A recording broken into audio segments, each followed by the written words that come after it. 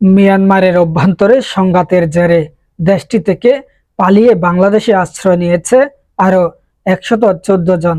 তাদের মধ্যে মিয়ানমারের সেনা সদস্য, সীমান্তরক্ষী বাহিনী, বর্ডার গার্ড পুলিশের সদস্য ও সরকারি কর্মকর্তারা রয়েছেন।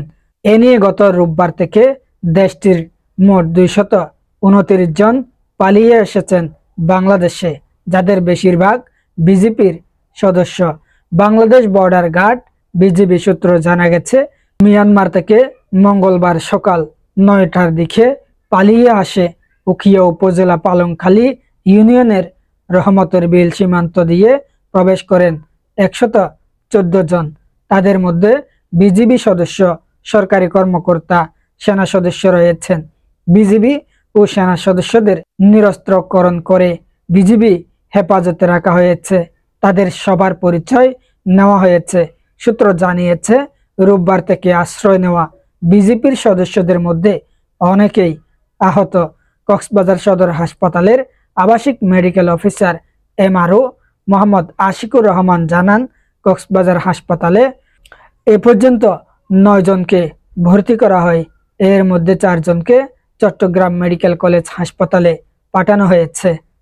বর্ডার গার্ড বাংলাদেশ বিজিবির জনসংযোগ কর্মকর্তা মোহাম্মদ শরীফুল ইসলাম জানিয়েছেন, ২২৯ জনের মধ্যে মিয়ানমারের সেনাবাহিনী, বর্ডার গার্ড পুলিশ, বিজিবির সশস্ত্র সদস্য যেমন আছেন, সাধারণ মানুষও আছেন। কারা কতজন এই সংখ্যাটা নির্ণয়ের চেষ্টা চলছে।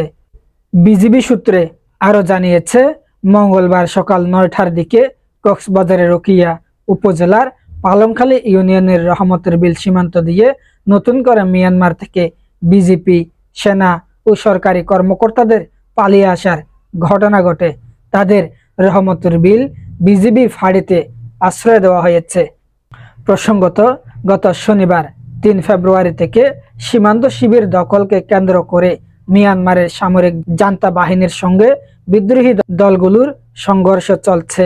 ক্রমাগত গুলি, মর্টার শেল ও রকেট বিস্ফোরিত হচ্ছে।